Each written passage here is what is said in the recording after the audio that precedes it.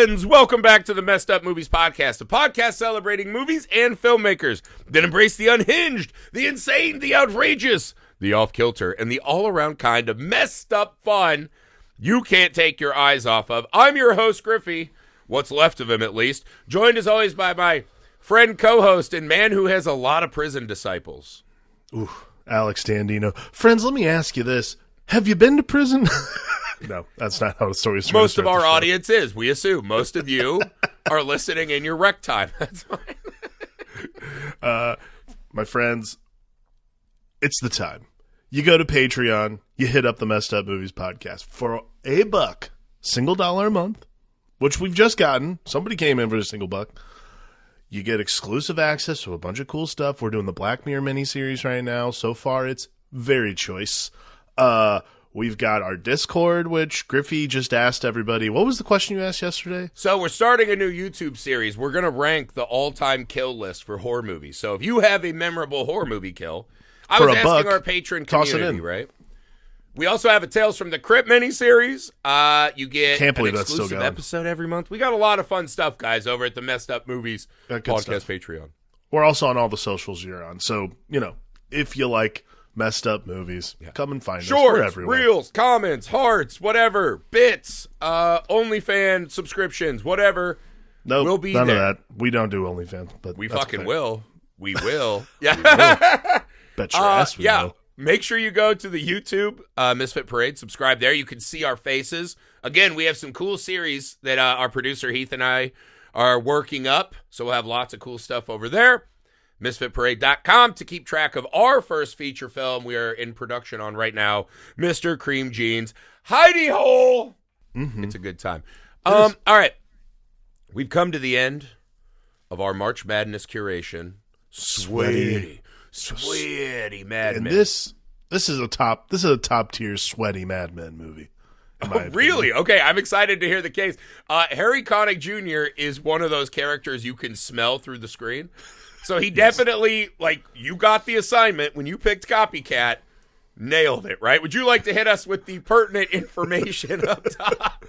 Yes. Oh, my God. Okay, today we're talking about Copycat. It's a 1995 psychological thriller starring Sigourney Weaver.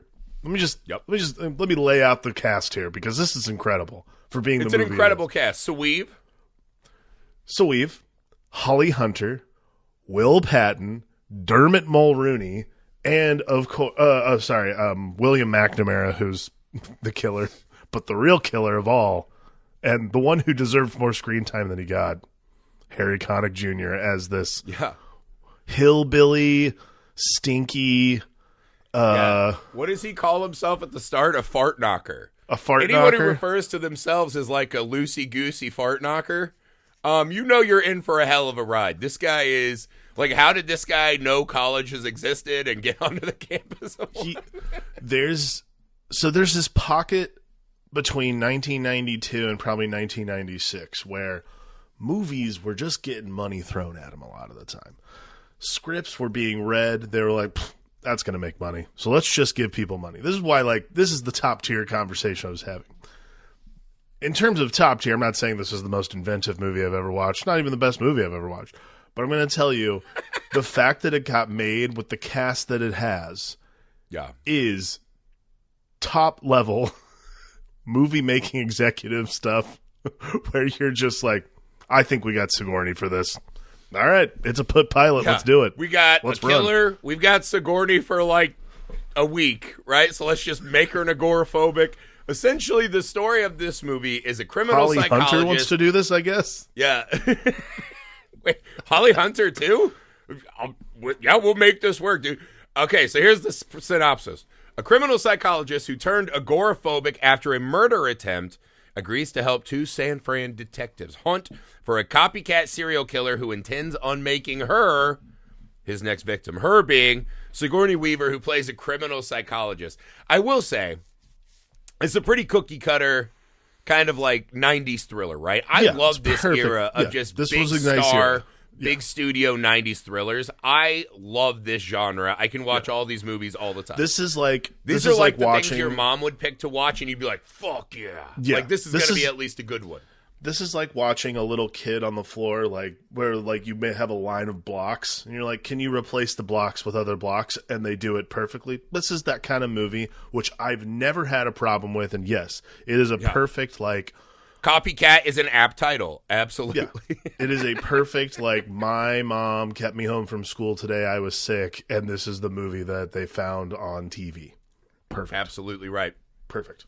So, we obviously as a culture have an absolute obsession with serial killer stories. Yeah.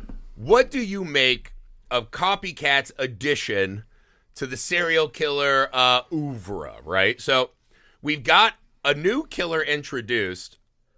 Then we've got a killer who essentially is the prototype for whatever the fuck Elijah Wood was doing in Sin City. Yeah. Right? Complete with reflective glasses and everything, right? Who then is copying multiple killers, right? The Hillside Strangler, Son of Sam, Albert DeSalvo, Berkowitz, Dahmer, Bundy.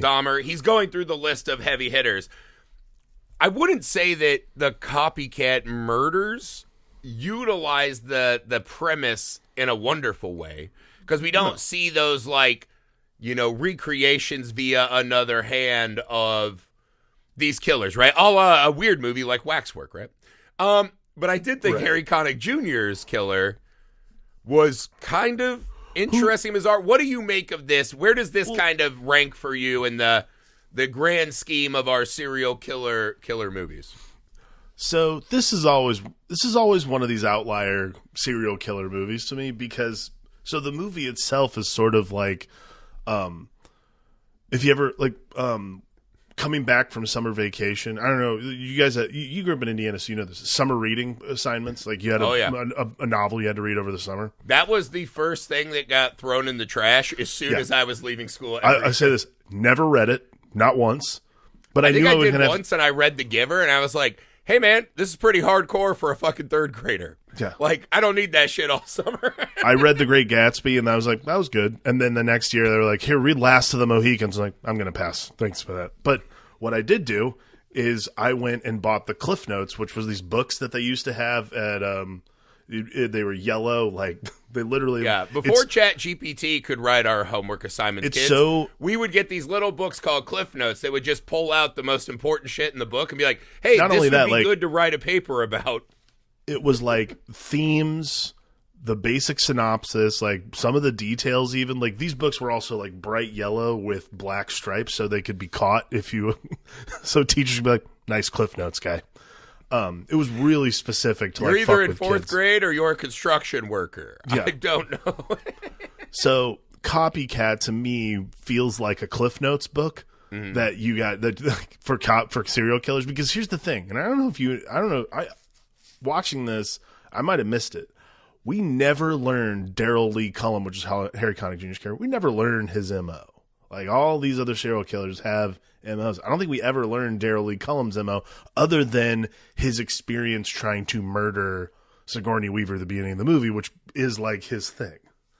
Which I'll say this. So the setup of this movie, the opening scene of this movie is fucking incredible. Yeah. It fucking rips. So we start off and Sigourney Weaver essentially lays out kind of the synopsis of the movie, right? She's giving a speech. She's like, hey, dudes, everyone in the dude audience, stand up. Most serial killers are men from this age group. Statistically, one of you could be a serial killer, blah, blah, blah. And I think her line, I had written this down. Her line was, what turns a serial killer on, right? And it's the death and suffering of another human being, right? That's what lights the fuse. We look in the crowd, and somehow she sees Harry Conick Jr. in the crowd, and she's like, ah.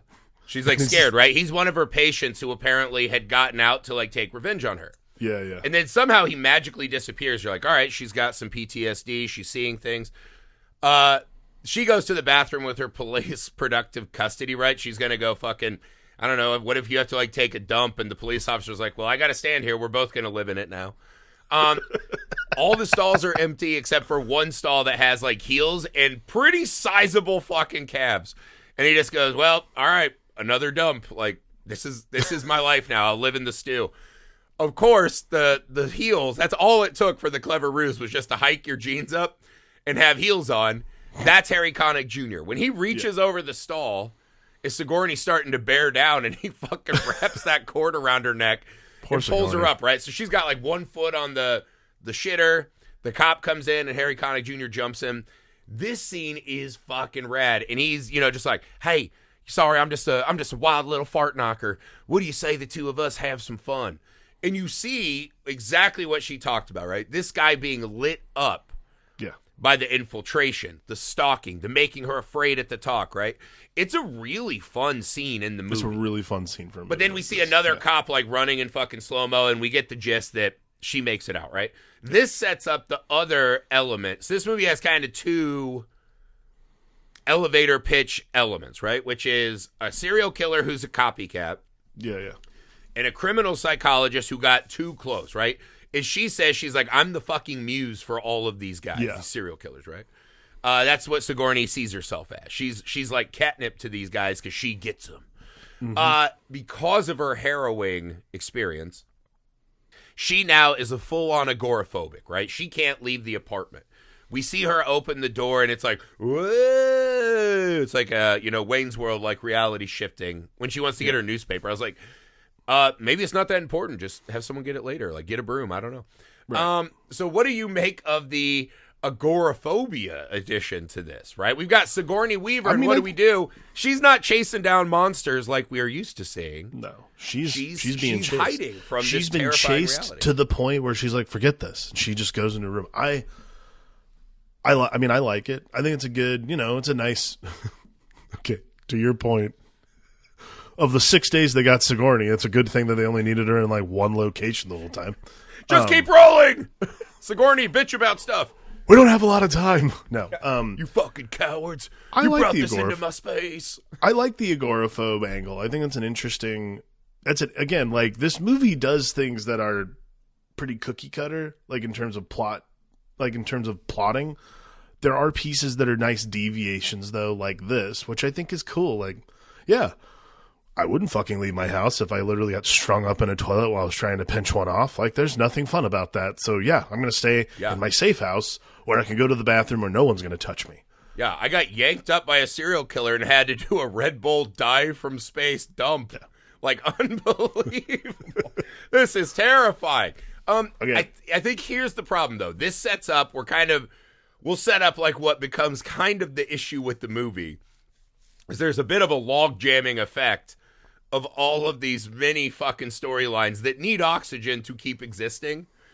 And it feels like very few of them come together in a way that helps streamline the movie, right? Harry Conick Jr. kind of pops in and out. His is the most supportive of the different elements, right? Sure. He's just there as a supplement, right? He's the start, the end, and then one great scene in the middle when Sigourney has to confront him via an original fucking Zoom, right? Like an old-ass 90s, like AOL Instant Messenger video call. They didn't understand how it was working. Like, it was some sort of magic. Yeah, like, we kind of had it, but I remember with dial-up, it wasn't good enough, and none of us did it. But anyways, so he's very supportive, right? To me, the idea that Sigourney has this great trauma, she has this now condition that is settled upon her, right? Which makes it hard to go catch the bad guy who's hunting you. When he can catch you, right? You're a literal fish in a barrel. He can come fucking mess with you. Mm-hmm. You can't do anything because you're afraid to leave your house or be in public or, anywhere in the open space. You have your one little nest and that's the only safe place. Right. The idea that the movie's not asking her to go forth and try to overcome that. All something like Jimmy Stewart in Vertigo, right? Well, I think we miss an important beat, and I think when we cut to Holly Hunter and Dermot Mulroney, the movie loses a lot of steam, in my opinion. I kind of agree, and I think this is the sort of interesting thing about the movie is for it to start with Sigourney Weaver. She kind of becomes this, like, side character. Yeah, for she most should of the be movie. the fucking star, man. And when she's not on screen, and again... By the way, Holly Hunter, no fucking slouch. Like, she's an incredible actress. I love watching Holly Hunter movies. However, in this particular instance, it's bizarre to watch a movie with Holly Hunter and feel the vacuum of Sigourney Weaver. You're like, is she going to show up? Maybe she'll show up. Like, because whenever they cut back to Sigourney Weaver, you're like, okay, I'm interested again. I actually think the police procedural stuff that happens in this movie really, oddly enough, for being the thing that propels the plot forward, really slows it down in a lot of ways. It's weird. Yeah, because the police procedural stuff gets in the way, and then when they come back and they're like, Sigourney, tell us about, and she's like, she's going through her crime database, and she's like, he's doing the Hillside Strangler. Then you're like, okay, I'm back in. And then we cut to Holly Hunter and Dermot Mulroney having sushi, but he's got a cheeseburger in his pocket. Or Will Patton's like, hey, I still want a date. And Holly Hunter's like, no, I don't think so, y'all. And then we're at a crime scene where there's a dead body discovered by a trash can. A horrifying capper to a scene we see with the serial killer who now has her on his table as he's taking care of some lady in his house. Yeah. He cuts a hole in her bag, and we're like, all right, this is fucking scary.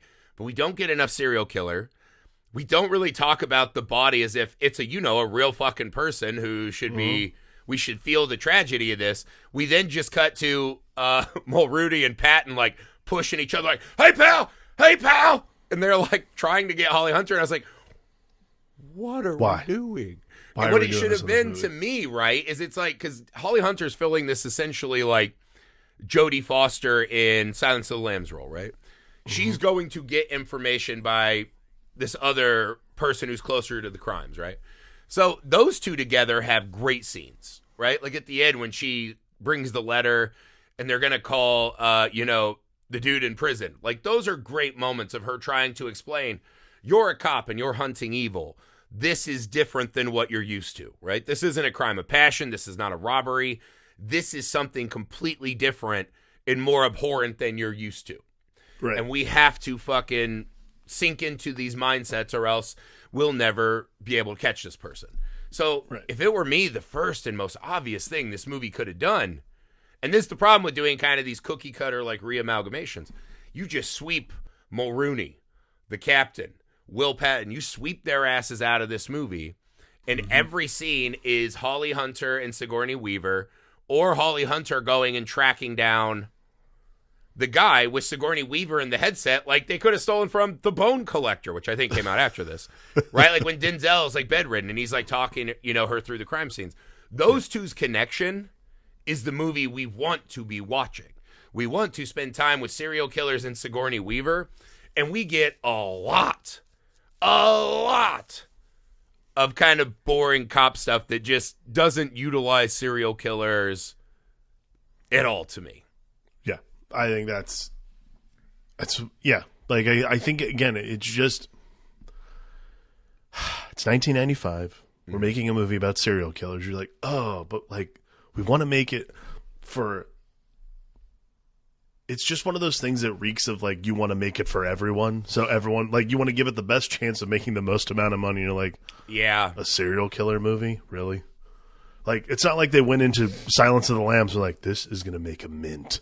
Like they're like Silence of the Lambs is literally about a guy who murders people, like, well, and then consulting another murderer about the people who get murdered. Like I think that's sort of it's a good 90s movie. But I think that's the sort of bad movie math people do sometimes. Like, oh, well, if I have Sigourney Weaver and it's a serial killer movie, it's this. I used to work at Relativity Real, which was one of the offshoots of Relativity Media. That guy Ryan Kavanaugh had this thing that he went into all his pitch meetings with called the algorithm, and it was basically like a Google spreadsheet that he would plug in certain things that had like quantifying values that said this will guaranteed be a hit because of these 5 elements that are in this movie. That's just the best way to approach art for certain. Yeah. I can't imagine a better way to tell people how art works than giving them so you bring up a valid point, right? This is the studio power, right? Is that I think that's a great way to kind of talk about this movie is it's one of the most artless films I've ever seen, but through having an incredible cast, a solid script, right? Good ideas. The studio machinations to just make these wonderful, realistic, and lived-in worlds, right? Like that's the thing that separates most studio movies from indie films is we can't go to any location and make it look like someone lives there. We're going to Goodwill and buying whatever we can to throw on the wall to fill space. Yeah. But it never looks, right? Like most indie films have the aesthetic of pornography, right? Where it's like, we just need something to fill that big white wall. Not like, hey, if someone lived here, what would be on that wall, right? Right. These studio movies can do that, right? You get great performances, great set pieces. It looks like $1 million. But at the soul of this movie, there's no willingness to talk about the devastation that serial killers cause, the omnipresent fear they can cause in a community. Right. The idea that these two women have been touched more personally than the men characters in this by this trauma. This is the difference when you see kind of a hollow studio movie.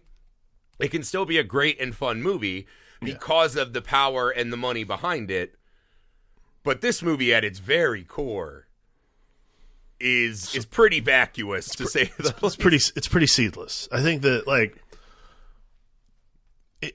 I think that's, and again, this is that, like, sometimes it's like a real hit and miss thing, but that's why I said, like, 92 to 96 in the studio system had these movies that just came out that either are weirdly soulful movies that have, like, you know, that they just, like, threw money at, that they didn't know what they had, so they make this movie that, like, a lot of the time, I'm trying to think of a better apt example, but I don't really have one off the top of my head. Like, honestly, Copycat is usually my example of a movie that, like, weirdly works, even though, like, none of the pieces necessarily, all the pieces fit, but you're just looking at it and you're like, why doesn't it look right?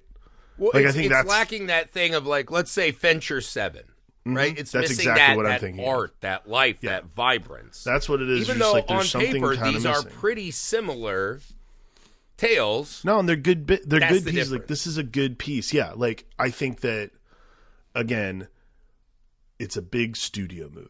Like, you can just see it. Like, and granted, this movie was not expensive. It was a $27 million script. It was a $27 million movie, which, look, by today's standards, Yeah, for the is- 90s, that's chump the change. 90s is, yeah, it's, you know, it's like basically an indie. I think, but again, it's also one of those mid-level movies. But you just look at it, even the way, like, the way everything's shot, the way it all looks, you're just like, okay, we're here to make a movie. Like, Flat, everyone is here, basic, to work. workmanlike. Yeah, you're here to And make also, to make work. to Jon Amiel's defense, right, the director, he knows what he's doing here. He's like, okay, you let the serial killers and the actors do their fucking job and don't get in the way. If you're not a director who has that extra thing, so many movies I see are destroyed by directors who want to prove that they're fucking great directors. They want that Hitchcock thing. They want that Fincher, Tarantino, you know, Kurosawa thing where it's like, through the camera, you sense my ever-moving, powerful, godlike presence. sure. Very few directors are good at that. And a lot of directors ruin perfectly good movies by trying to direct the shit out of it, right? Sometimes there's a great value in just getting out of the way and doing your fucking job. And I think this movie does that very well for the most part. Sure. Look, I think that giving Holly Hunter and Sigourney Weaver the room to move, and look, Harry Conick Jr. is turning in a great performance. Like, it's fun to watch. He asked Sigourney Weaver to send him some of her squirrel covers. Dude. I was dying. That I didn't know is- Harry Connick Jr. had this extra gear. No, I think that's the fun thing about the fucking loved movie. him It's in like, this movie. how is Hey, this? can I get some of them there squirrel covers? And I was like, wait, mean- what the hell? Whoa! Nobody knew that he could do that. I don't think. I mean, like, that's a whole other thing for him, you know. I think it's fascinating. But I mean, again, if you need a movie directed, like, and again, Jon Amiel's a great director. Like, I don't have a problem with him. But I mean, he also is the same guy. This is the same guy who directed, you know, Entrapment and The Core. The core. So, Yeah. like, it's not like we're dealing with, you know, Fincher. No offense, John. But, you know, it's one of those things where a little bit of style goes a long way. And when you want someone to come in and Yeah. just direct it, please. You're like, great, done. I'll He's be also the director. kind of guy that gets called in to finish movies when, you know, Richard Stanley's losing his fucking gourd Right. on Island of Dr. Moreau. You call in a Jon Amiel I don't know. to Can we fix call- the can we movie get- and just be a can- grown-up and get Can shit somebody done. be here and be a grown up and finish the movie and just, you know, get it done on time? Yeah, sure. Call Jon Amiel. Like, I don't know. So this movie is also one of, like, the 90s is also this amazing time of, like, the audience previews. Like, because, I mean, you lived in LA long enough where, how many times do you think you went to one of those, like, free screening because they have them out at like they're basically like carnival yeah. barkers. They stand outside the theaters and hand you this little form that says, "Hey, untitled movie is screening here tomorrow. If you want to come and watch it." So yeah, you just would get movie tickets. Yeah, I went to a bunch of those. Yeah, dude. me too. So and you see fill a lot out your of little thing at the end, like you see like a ton of work prints, but these are the audience screenings they ask people to come and watch. So this movie did so poorly over and over again. Like they recut this movie a lot. They ended up being like having like Frank Darabont come in and write a couple of scenes to like gel the movie together. Really? Finishes. Yeah. Wow. So like okay. They recut it. It did much better, and this is the movie we got. And look, this movie, by the way, made bank comparatively. Yeah. This movie made $79 million at the box office. That's pretty. Well, but that's what I mean. It has all the elements. Has everything that you need. Want. It's just missing that. All right. Well, let's talk about thing. one of the things I did enjoy in the movie. Sure. Let's talk about our copycat serial killer. Well, I don't think the detective work or the crime scenes give us much. I thought this was an interesting attempt at a turn-of-the-century serial killer, what that could look like, right? I'm fascinated right now in my life. I'm a huge true crime guy. That's like my chill and relax is just watching like Investigation Discovery, whatever the fuck I can find, right? Sure. My newest kick is Colts. I love cult shows over the last couple months. Right. I do wonder a lot now. Serial killers won't stop existing.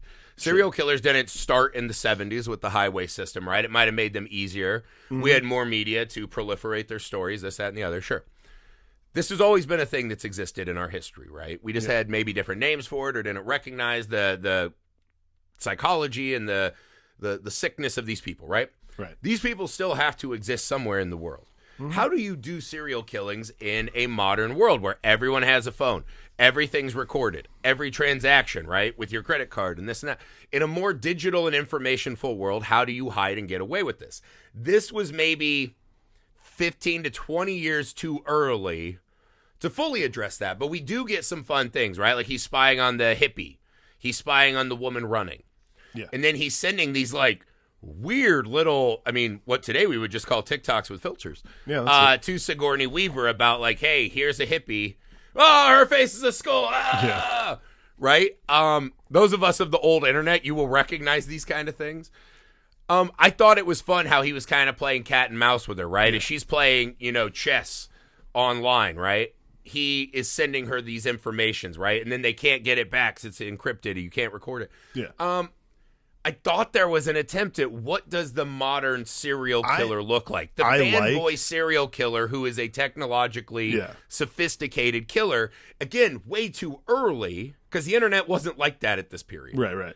What did you make of our copycat killer? I like that. I actually think it's I don't know if it's meant to be this clever. I think it's a really clever joke that a serial killer in the 90s couldn't come up with anything inventive himself, so he just copies everybody else. You're like, he's like, I'll do their shit better. Yeah. You're like, and also, I love the fact that Harry Conick Jr. guy just like made the list. Yeah. When we learn out later, because when he talks to Sigourney, Harry Conick Jr. is like, hey, don't get it twisted. I've got disciples, right? Yeah. I might be in here, but there are parts of me out there that can get you, right? This guy is one of his disciples, essentially, right? So his version of doing what he did is he's going to emulate all of these, and it's going to end in this climax where we recreate the scene that Harry Conick Jr. messed up, right? Yeah. Again, I thought another small missed opportunity in the script is it would have been cool had he recreated the last crimes that all of these serial killers did that got them caught, like he did with Harry Conick Jr. That would make sense. And I think I agree, that's a missed opportunity. I do like, though, that I really do like the idea, though, that this guy's basically like a cover band for all these serial killers. Like, this guy sucks. And so, like, it's like... He goes straight from, if I could turn back time. And then he's like, hey, do we have any Allman Brother fans in here? You're going to be happy now. You're going to enjoy this. Whip and post. I really do. Yeah, like the cover band killer. Like, I was like, this is fun. Like, I like that in the 90s, our perception of serial killers was like, well, there's nothing left to do. There's nothing left to do that's to interestingly kill people on television or movies. So let's make it a guy who can't come up with anything on his own. And so he's like, what do I do? I'm sick with graphics. Yeah. I'm very detail oriented, but creativity's not my bag. So I'm not really a writer. Yeah, I'm going to pre-produce the shit out of these murders, and it's gonna work. Yeah, this is like a serial killer that I would like. This is like somebody who works in my department in TV, and I'm like, you're probably that guy. You're not working at like a laboratory. You're a line producer. This is well produced. Yeah, I don't know. I think the serial killer is good, and I like the performance because he doesn't really get anything to do until that finale. Yeah, and I liked what we had going on. The problem is the movie doesn't like that scene when he's got the woman on the table and he cuts the bag open because then he's gonna torture her essentially for a while and play with the body. I feel like we weren't yet to the point in movies where we were going to fully explore that in a we weren't doing kind of the this full is Hannibal. Supposed to be a big wide release movie. Yeah. But sinking further into his mind. And why because even the serial killers he picked, like, I watch true crime all the time. I wasn't picking up on this is the Hillside Strangler, and there's two men seamen at the scene, so that's how we... I wanted it to be more of a... If you're a cover band, right, you got to fucking pay homage to the bands you're covering, right? Like, the worst cover bands are like, hey, we're going to play Love Gun by Kiss, but we're going to put our own touch on it. It's like, nope. Yeah. Or, again, like, I think this is... I also like the idea that this is what gets him caught, because essentially what he does is the cardinal sin of any cover band is you finish your set, you're like, here's an original we wrote. You're like, nope, I'm out. I'm done. No. Like, that's like the cardinal sin, and that's why he gets killed, is because he tries to make an original. You're like, no, it's not going to work, my friend. That's just not funny. That's just not good. Sorry. That's a bad song. I'm going to do my new metal version of Strange Fruit and drop some Kanye beats in the middle. It's like, brother, what? Pass. Why? What? What? Like, this is offensive and upsetting, and why are you doing this to me? I'm going to go to the bar. I'm going to go to the bar and ignore you. That's you have no idea how problematic you're being right now, brother. I think the performance is good. The concept is good, maybe before its time. The serial killer needed more oxygen, right? Like, why on earth? The movie makes one of the most baffling choices I've ever seen in a film, which is in the middle of the movie, we have a group of Asian men being arrested, right? Yeah. At the desk, Dermot Mulroney Will Patton doesn't lock his gun up. One of them, right? So this guy in handcuffs gets the gun. He's able to get out, and he takes... fucking one of the officers prisoner, right? He takes Dermot Mulroney prisoner. And Holly Hunter comes in and she's trying to get the shot right. We've set up this thing where like she's very cautious with unloading the gun, whereas Dermot Mulroney's like bam, bam, bam, bam, bam, right? Which we pay off in the end, which I guess is supposed to be cool. Why do we just take like 5 minutes in the middle of the movie to have random Asian guy murder Dermot Mulroney, and then we don't go to his funeral? We don't talk about it again. We just immediately go back to the cops get caught in like a, setup where a house blows up. And it's like, why are we doing all of this damage to cop characters we don't care about? I'll be honest with you. Instead of serial killer shit. I totally forgot about this point in the movie. And when it started happening, I was like, insane. Was this the version I watched? Like, I was like, do I have a different version? I was like, one of the test screenings for this? Again, I was just like, what is going on, and why would I care about any of this happening right now? Like, it's like one of those things you put in a movie to add pathos to a character. I'm like, Holly Hunter's a female police officer hunting serial killers. I'm like, she's got it. We're good. Like, I don't need to feel for her any more than I already do, because she has to deal with Will Patton and all the other like dudes. Well, like, also, this lady can't do her job. Yeah, she's literally watching Sigourney Weaver living in the wreckage of being a woman who gets too close to these guys and becomes one of their targets, right? I don't need further justification. I don't care that Dermot Mulroney gets shot. No offense. I'm sure he was a good guy, right? I'm sure he's just doing his job. Well, I don't give a fuck. There's like it's like that carrot gets dangled, and then the other one is this like not quite relationship between him and Sigourney Weaver, and I'm like, guys, Either pay this Sigourney's thing off pretty much just or like, be oh, done. you're here to make sure that he doesn't email me again? Scissor? Yeah. Right? Like at one point she's like, I miss the sex. And I was like, there's that 90s-ness coming through. Yeah. You're like, We don't want any ladies on screen that we don't go. immediately imagine slamming ham with. like you're a little bit of, there we go. Like, here it comes. Like, yeah. And then I'm like, cool. Nothing to happen with that. I'm like, we're just going to say those things and then move on with the story. Yeah. Like, we're just really putting in like punctuation marks in the middle of sentences where they don't belong. You've said until we get to the finale. You've said it twice now, and I think this is sort of the consensus for the entire movie, which is just all these pieces of the movie just do not have enough oxygen to breathe. Mm-hmm. So what you do is you get this like gasping narrative that just gets to the end and you're like, all right, that's the end of the movie. Cool. Well, like even the end of the movie where like, I don't like, whatever, shootout, he went, like shootout, he dies, Holly Hunter wins. The end of the movie where Daryl Lee Cullum is like writing to another disciple and explaining like, he lost the faith and now it's on you, brother. You can continue my mission. You're like, okay, why wasn't that happening like every single time we cut to the police station? Like, I didn't need any of that. I needed this. Right. And also it's like this almost threat from the movie, like, hey, there could be more. There could be another one. You're like, I feel like I'm full. I feel like I'm chock full. Well, Let's talk about this finale set piece, though. Sure. So essentially we go right back and we re-establish the crime, right? Sigourney Weaver's re-strung up. He's got to get the cop, right? He kills the cop. He's going to go back through and, like, correct the mistakes. He's like, his mistake was he didn't anticipate the second cop. I do. He's got motion detectors in there so that when Holly Hunter comes, he's prepared, right? All right, cool, fine. All that's good. I actually love one moment in this finale, though, which is where Sigourney Weaver just looks at him, and she's been so afraid of these men, right, that she's gotten too close in the mind of, that she has become agoraphobic. Her just looking at him, she's like, you're just a little fucking impotent loser copycat. You're so fucking pathetic. All you can do is recreate the work of real monsters to try to be something you're not, you little bitch. I thought that was so meta. Awesome.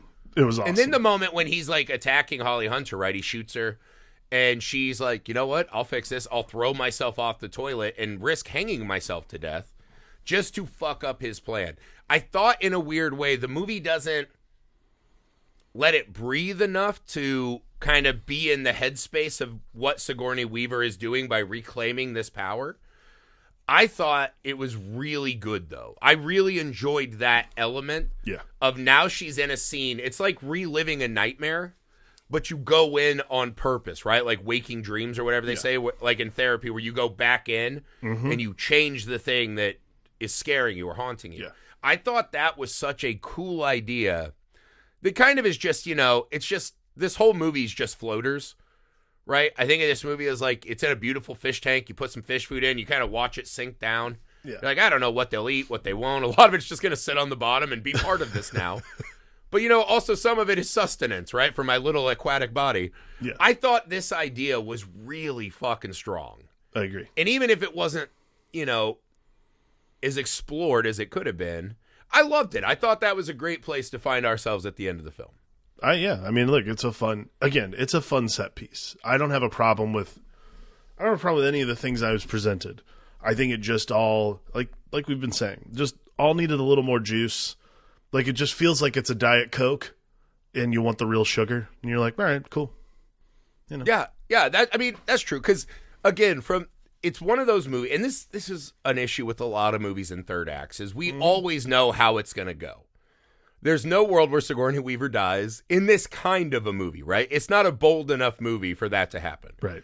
We know Holly Hunter's got a vest on. We know she's getting back up. She'll be fine. We get it. We get it. I didn't love the idea of her escaping that bathroom. I wanted her to take the full revenge in that bathroom. Mm-hmm. I also wanted Sigourney Weaver to be the one who destroyed him. Yeah, I agree. Not because they pay off this weird Holly Hunter gets to the roof and she unloads her whole clip. Like, now she's willing to pull the trigger. Yeah.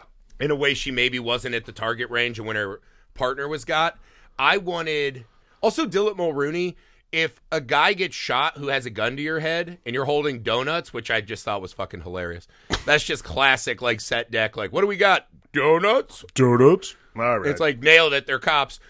Maybe don't sit there and be like, whoa, bro, nice shot. Maybe, I don't know, secure the fucking gun so you don't get shot in the back. That's really more of a him problem than Holly Hunter. But her getting her moment where it's, you know, she's going to kill the killer. Yeah. I like the idea of Sigourney taking a mirror, right? So that her and the killer can both see reflections of themselves, right? As they bounce off of each other. I thought her getting the moment would have been much more cathartic than Holly Hunter. Again, it's just another of those, like, you got so close and you just didn't all the way cap it. It's just, that's how I'll think of this movie. It has all the ingredients, all the flavors. It feels shockingly unexamined, right? Because if you read the script and you're preparing to make this thing, these thematic threads should be pretty obvious to see, right? And I think if you're worrying more about the kind of thematic power of the movie and the story you're really telling at an emotional level, a couple choices here and there get adjusted. And I think this movie becomes much more of a classic. Whereas now it's just kind of like, oh, yeah, I remember hearing that or seeing that poster.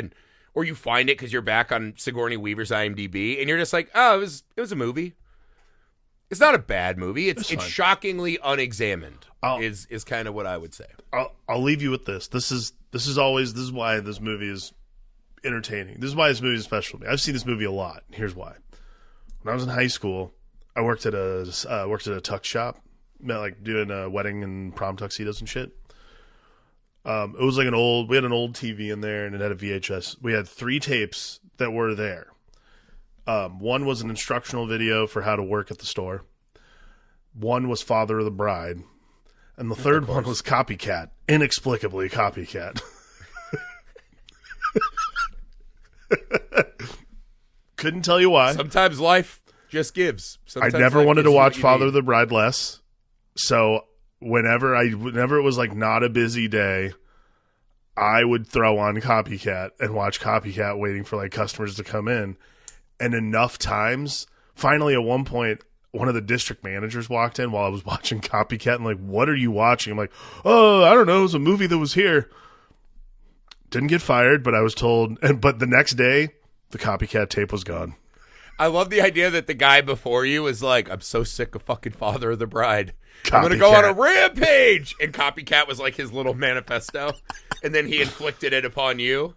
He's now inflicted it upon all of us. Truly enjoyed it. But yeah. All right. Alex, what's the most messed up moment in Copycat to you? You know what part, like, the messed up moment was, okay, so they're talking about, he's at the Dahmer stage. Mm-hmm. And so she has like a helper that's allowed in her house, Sigourney Weaver. And the worst cop of all time. Yeah. Yeah. And so he's like, oh, we're going to go out. It's some sort of festival going on. I'm not really sure what it is, to be honest with you. But there's some festival going on in San Francisco. And she's like, oh my God, look for a man who's like basically like listing off the Dahmer traits and that kind of thing. And it cuts to... Look for a man carrying a Jedi cassette tape. It cuts to Foley.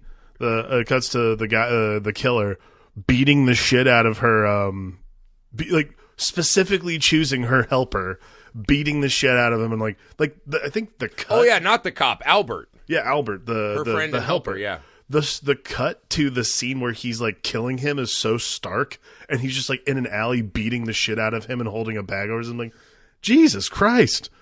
Yeah, and then we just cut to like Albert's wife, who's just like fucking mutilated. Yeah, like between that and torturing that girl on the slab, that was like, that was pretty gross. Yeah. If I had to pick the most messed up moment in Copycat, I'm going. I think it's weird. I think it's the opening of the movie. The movie never really gets better than the opening sequence.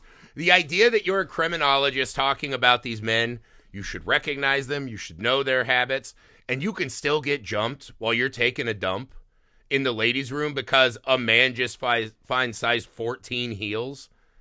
And he, like, imagine you're just mid, like, squeeze, right? You're really bearing down on one, and you just look up and you see the travesty that is Harry Conick Jr.'s fucking teeth in this movie, smiling at you, and he ropes you with this wire and drags you up to a noose while your pants are down and you're just going to town. That is a new fear I will always have. Every time I'm in public doing my business, I will look up at the top of the stall and I hope no one with jacked up teeth who calls themselves a fart knocker and wants to collect women's squirrel covers is about to jump me. Right? Like, that is a vulnerable position, and this movie added that fear to me. That's something I just have in my life now. Agreed. That's it. That's it for Copycat. We hope you guys have enjoyed our March Madness curation, Sweaty Madmen. We will be back next week as we begin kind of an April Fool's curation, right? The Gotcha month. We're going to start with another Sigourney Weaver movie, Cabin in the Woods. Absolute classic that I could not love more. Thank you guys for everything. Make sure you go to Misfit Parade on YouTube. Subscribe there. MisfitParade.com. Get the newsletter so you can keep up with all of our own productions so you can insult us on your podcast someday. We're on all the socials, clips, reels, TikToks, all the stuff. Like, share, send episodes or shorts or reels or TikToks to your friends to let them know what we're working on. Real grassroots stuff is what we're looking for. The Messed Up Movies Podcast Patreon has more incredible episodes and our mini-series going on over there. We would love for you to join the community. More than anything, thanks for your time.